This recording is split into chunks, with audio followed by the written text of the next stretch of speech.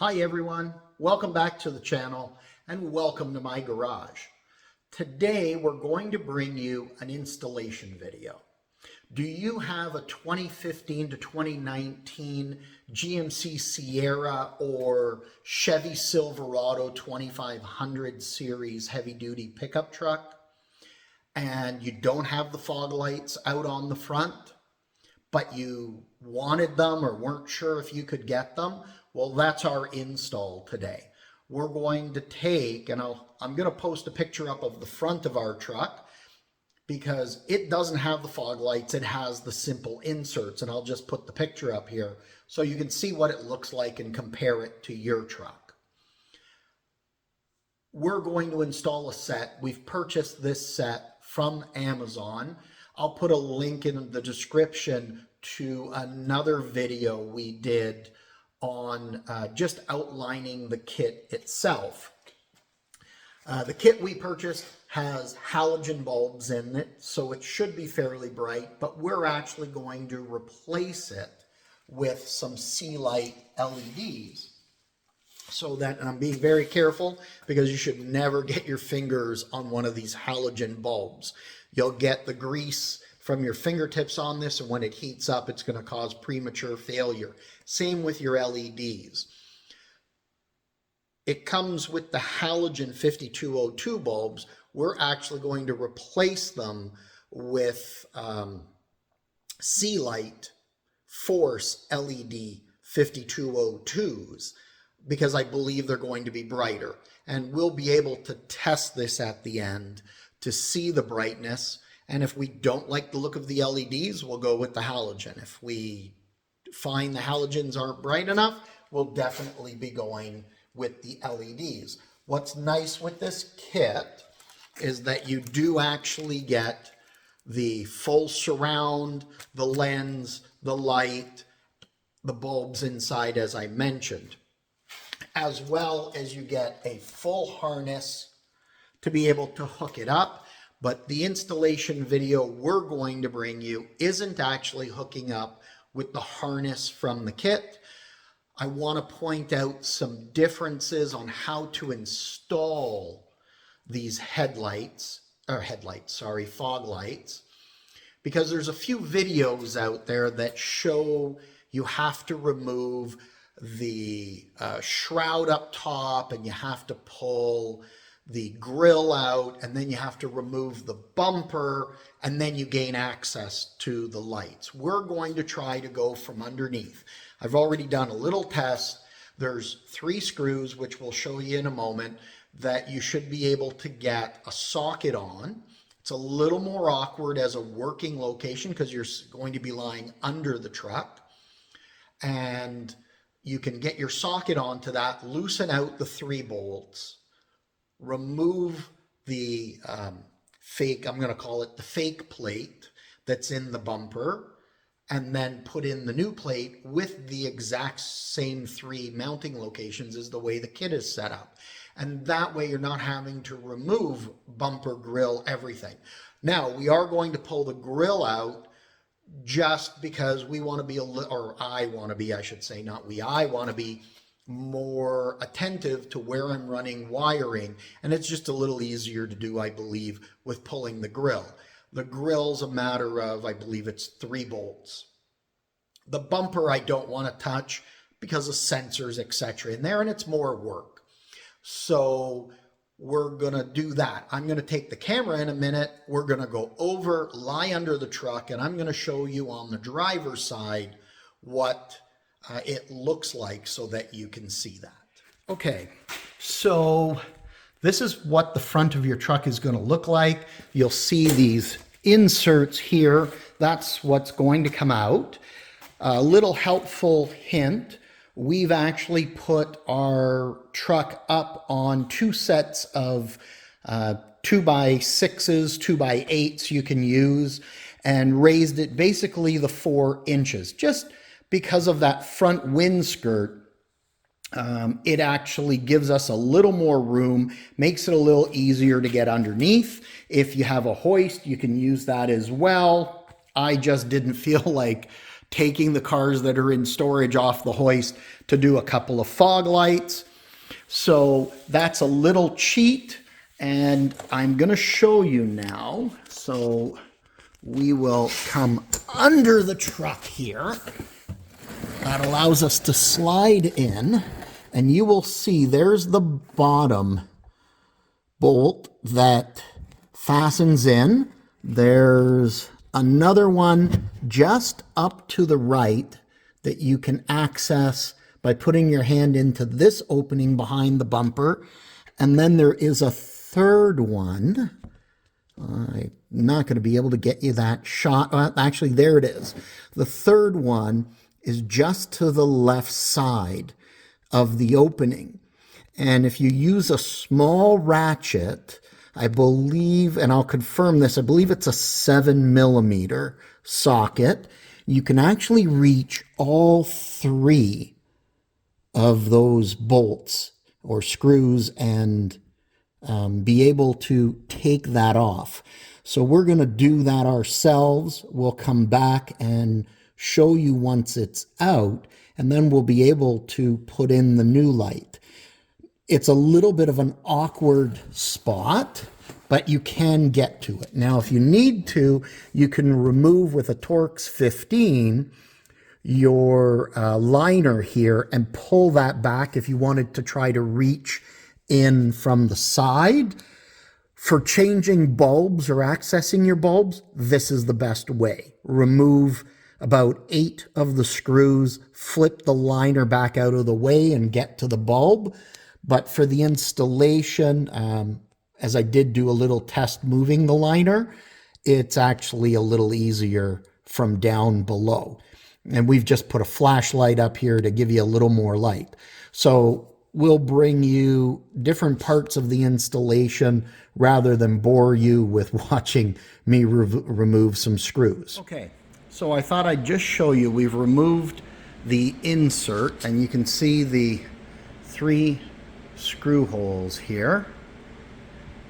And this is what the back of the plate looks like.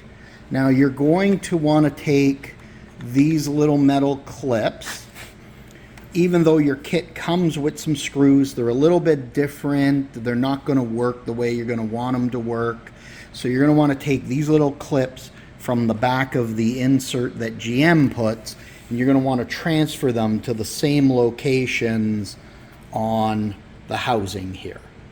Now, I'll pre-warn you, by taking the bumper down, which I mentioned there's a few videos out there, it's super easy to pull out. It's just more labor intensive because you're removing a grill, then you're removing the bumper, then there's a backing plate here that has to come off the bumper. You take the 3 screws out, you put it in. It's simpler. The way I'm doing it is a little more complicated, going to be a little bit more frustrating because you're working in a very tight space, but it's going to save you a lot of disassembly in the process. So I just thought I'd bring you that little sight, and we'll bring you back and show you once the housing is installed. Okay, so as you can see, we have removed the front grille in prep to run some electrical in a little bit. And we have inserted the first fog light compared to the GM insert here that we have. Now, I thought I'd give you a quick update since this is the first time we're doing it. Yes, could reach all the screws underneath. A little 7mm socket was used, as well as a 7mm wrench.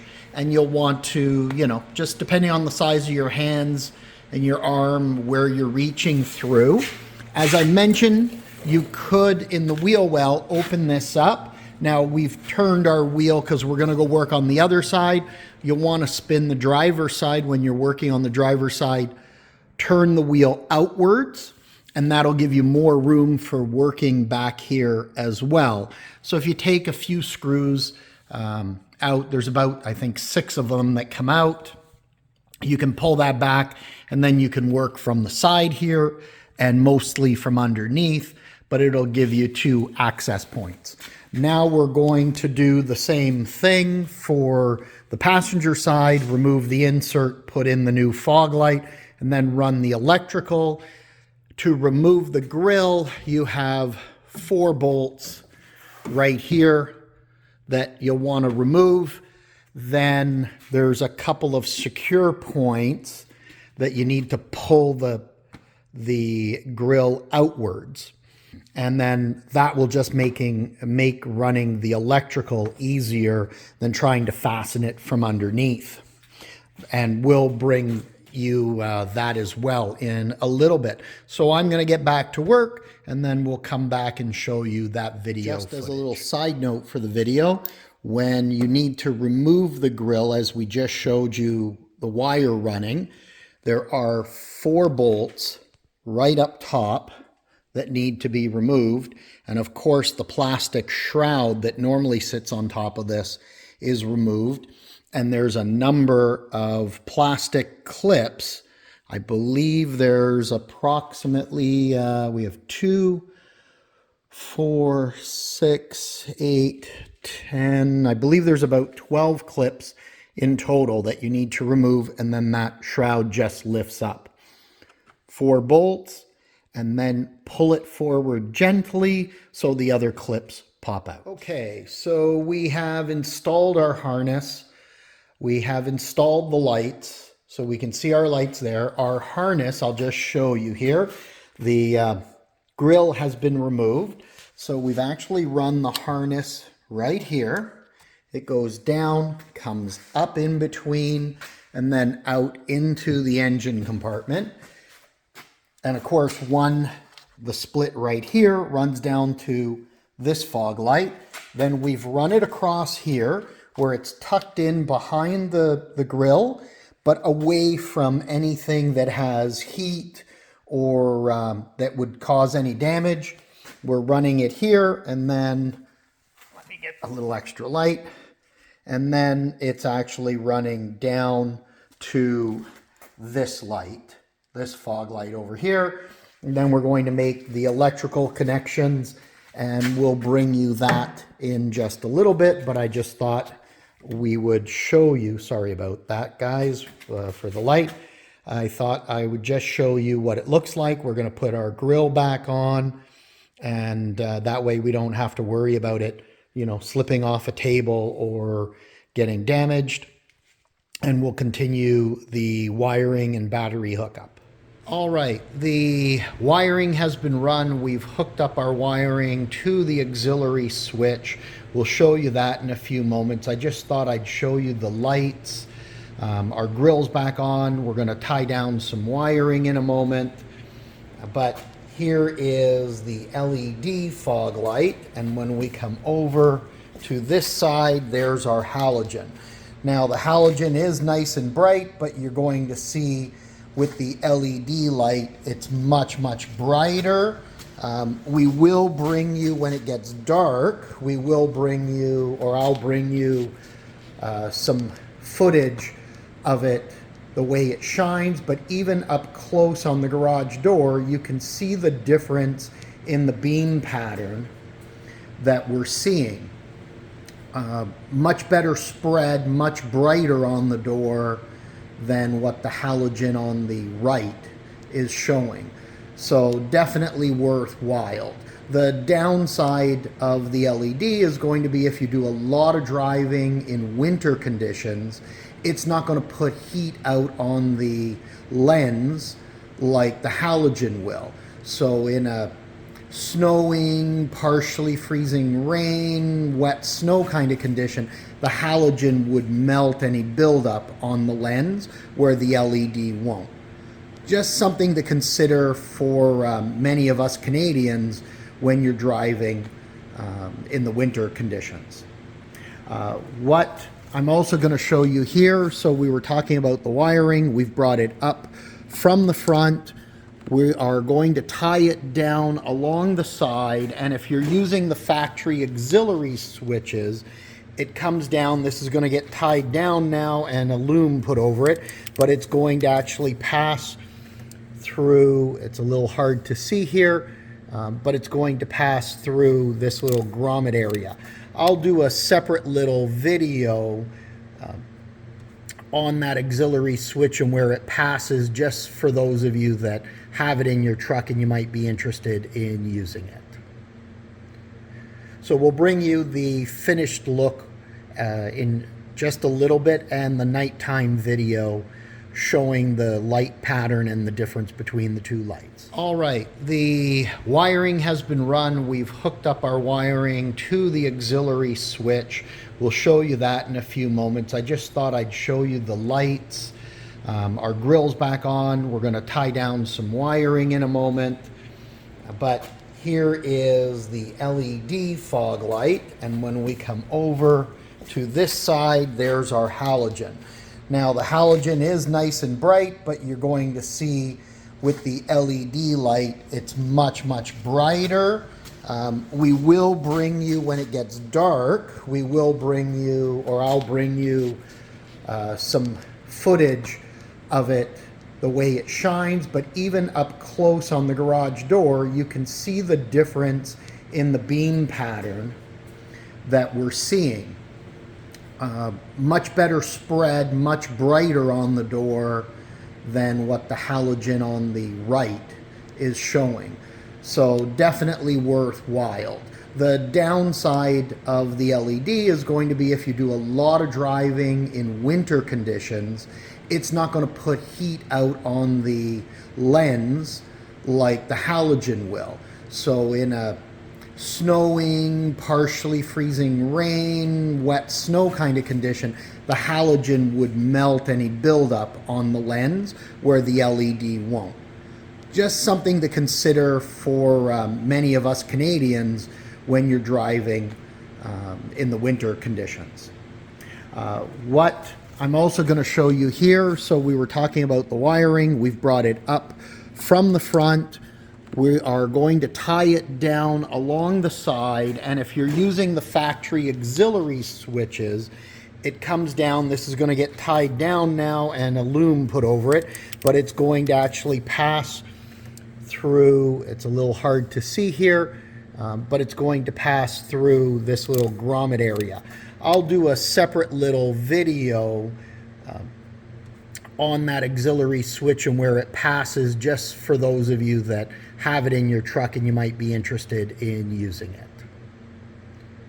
So we'll bring you the finished look in just a little bit, and the nighttime video showing the light pattern and the difference between the two lights. All right, so before we bring you the nighttime shot, which we're gonna have to wait a couple hours for it to get dark, I thought I would just point out a couple of things so that you know if you're going to undertake this, or if you have the factory fog lights and you want to change them from the halogen to LEDs, some of the easiest ways to get to them.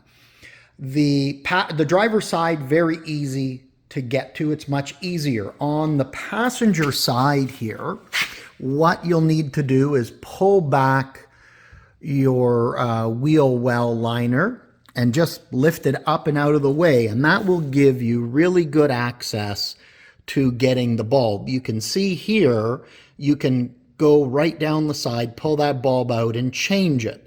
If you need to aim the fog lights, you're able to do that without touching any of the wheel well liner. You would just simply slide under the truck, reach up to the adjustment knob and adjust it up or down to get the best beam fitting on it. However, before you can gain that access, there is this little piece, and it just sits like this inside the wheel well here. And it looks like it's just designed to direct some airflow around. So there's two bolts that need to be undone, so that can be removed so that you have this kind of access to changing the bulb. So just something to be aware of.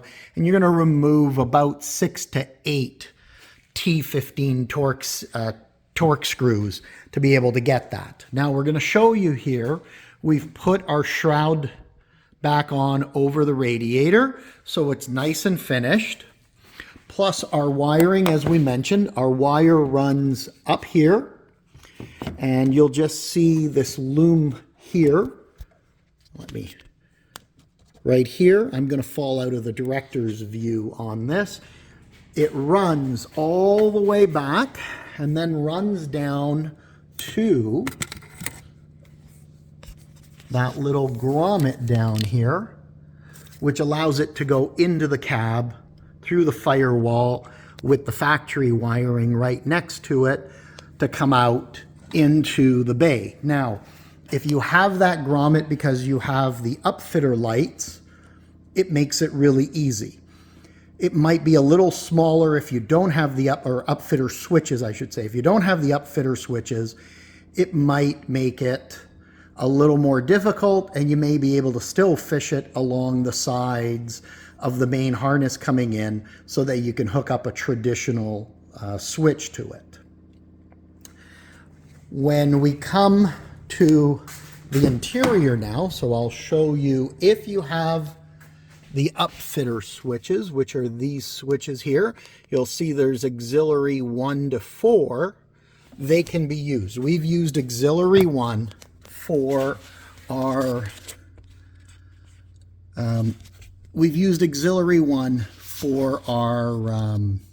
fog lights.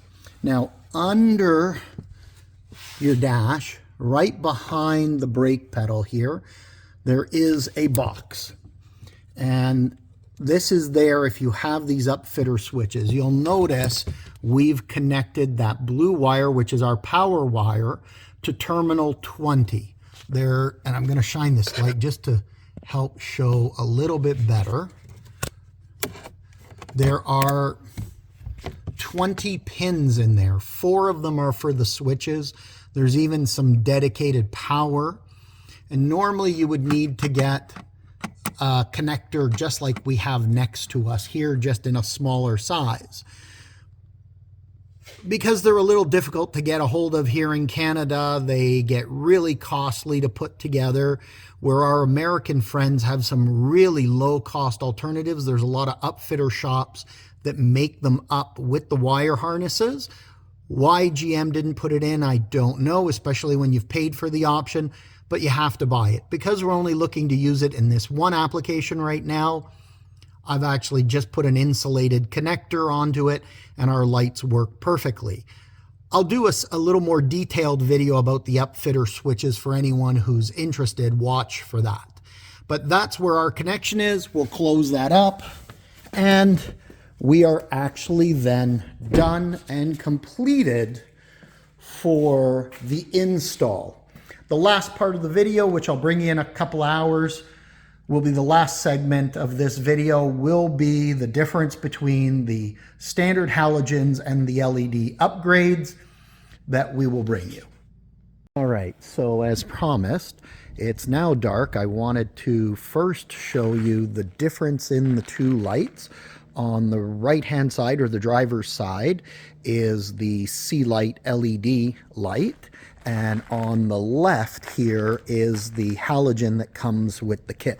And you can already see quite a bit of difference in the brightness. However, if I were watching this video, what I would want to see is actually from the truck, what does it look like and how much light is it giving?